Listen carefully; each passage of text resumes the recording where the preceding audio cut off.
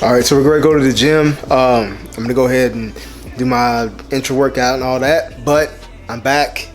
A few hours have been by. No, it's the next day. Some shit happened, had to get taken care of. We'll get into that later on in the video. All right, so I'm gonna go over what my intro is. I've changed a couple products since the last time that we did this. I might start making this a ritual, you know what I'm saying? Like having y'all set up when I do my intro and it's kind of giving my thoughts on different things. So first things first, my EAAs, Ghost. The brand is amazing. Not just the quality of the brand, but the taste as well. I have a bitch ass stomach, so my stomach can't handle a lot of sweet shit during my workout sipping it. I like this because it's sweet enough, but it's not overpowering. So when you're sipping it throughout the duration of your workout, it's not too much and you don't get that sour stomach and shit. So I really fuck with that. I have mango if you happen to give a fuck. So put that in there. Next product I'm gonna add to this is glutamine. Not too keen on the brand. It's an off-brand. Lindsay got it, so we're not gonna blame her too much if she don't really know. But she got Body Fortress. Funny story about Body Fortress. This is the shit I used to get from Walmart when I was broke, and I couldn't afford shit. And I used to get the Body Fortress protein because it was only like $15. And I remember I used to keep my receipts back then, and I knew exactly what I had spent at the store before I went in there. But that's a whole nother story for another day. Bodybuilding on the budget back then, shit was tight. So I scoop of that. Okay, obviously you want, these are essential. The two supplements I put in there, essential for recovery. And then Pump and Grow. I live and die by this shit.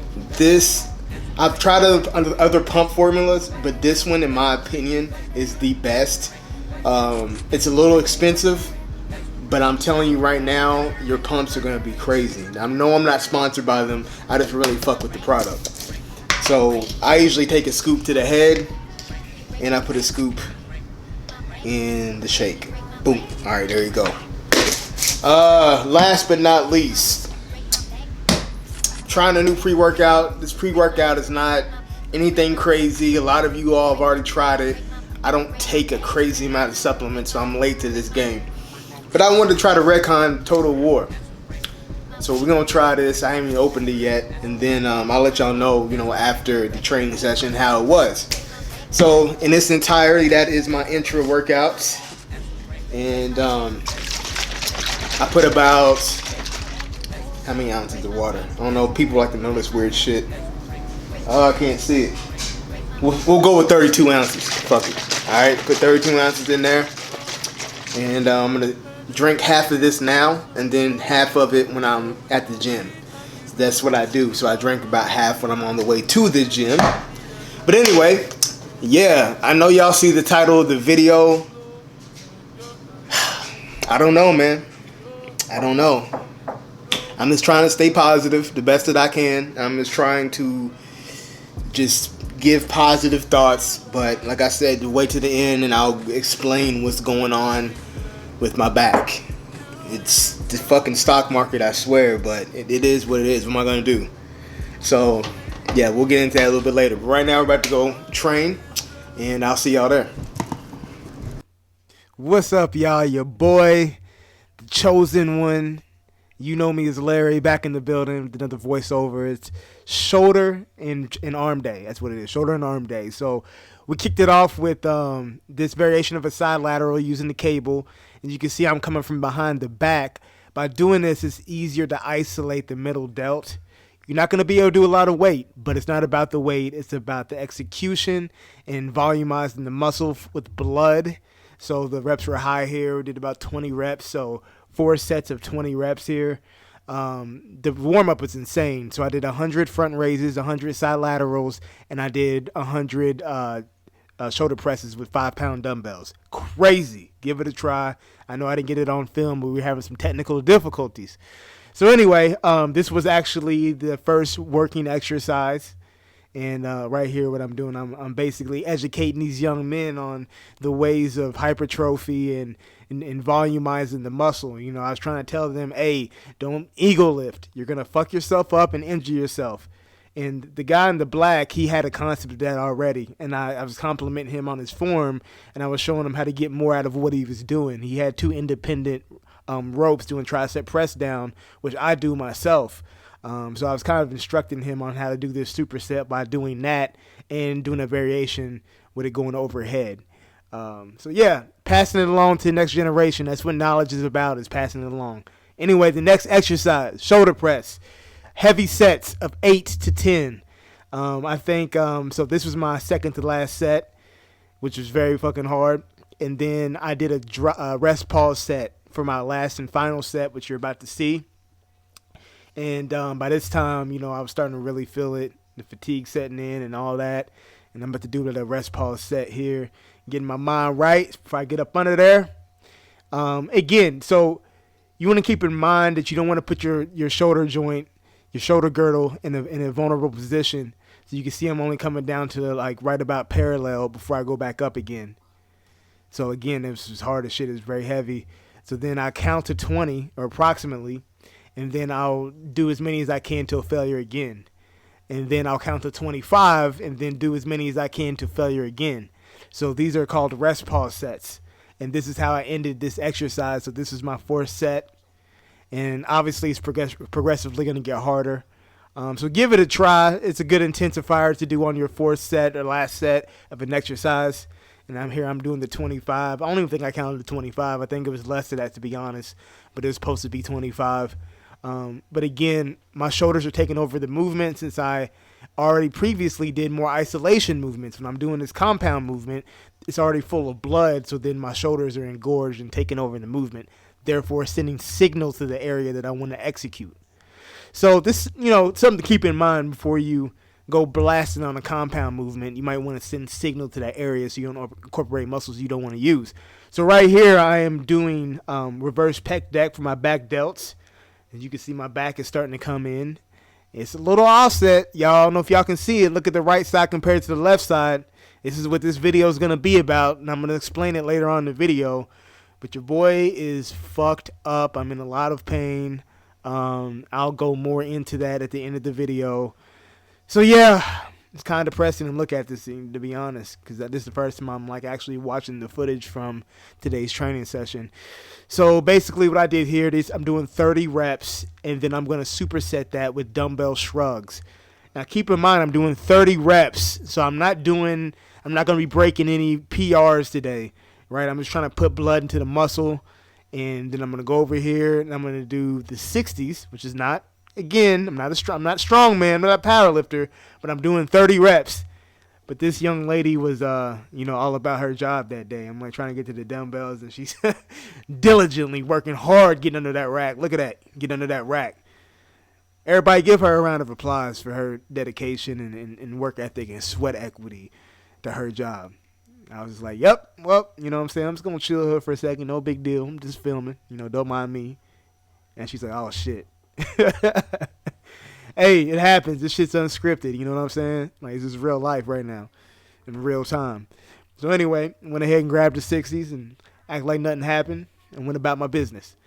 So I'm doing 30 reps again here. 60s don't seem like it's that heavy. But again, when you're supersetting it and you're doing 30 reps, that shit gets pretty heavy pretty damn quick. So I can tell you that this will blow your damn shoulders up. You know what I'm saying? Especially when you're in prep.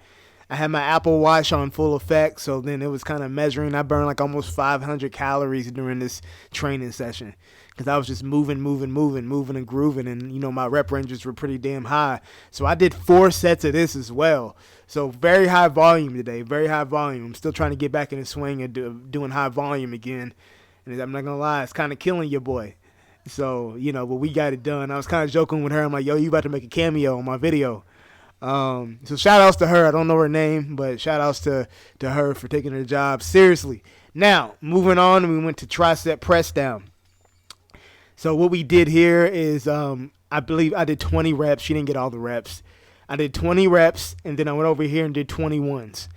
So we did 4 sets of this, 20 on the press down, and of course 21 reps here on 21s.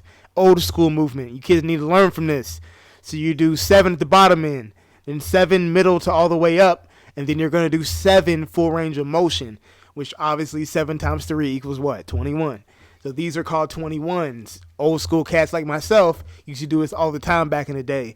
It's what you call a bread and butter exercise, right? It was a staple. So, yeah, so that's what I did. It's the second set, I believe. Second, maybe possibly final set. I think it might be the final set. I don't know. We're going to rock with it. But, yeah, anyway, my arms are weird. And the reason why I say that is because, like, at the beginning of the prep, like, my shit's small as fuck. Now I'm like, all right, I got my volume back. So I don't know if I was just in a weird stage in prep or what it was, but they were looking hella small. And, like, now I'm like, all right, that's definitely not the case. So, yeah, I'm kind of happy to see this footage now. It's kind of giving me some reassurance. But we didn't do anything crazy for arms. We just did this 4 sets to kind of, you know, hit arms a little bit and kind of polish it and touch it a little bit and get in and get out with the arm training, because it's not something that I need a lot of.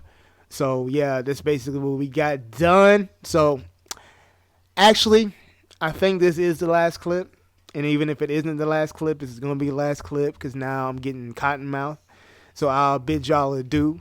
Thanks, rate, subscribe, all that good shit. And stay tuned for the next clip. Peace.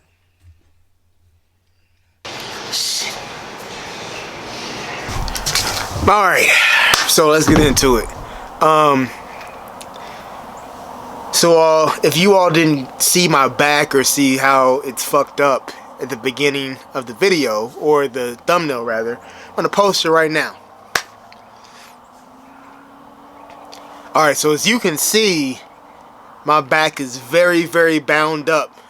Specifically the right side of my back, my trapezius, all the way down through my rhomboids. It's very bound.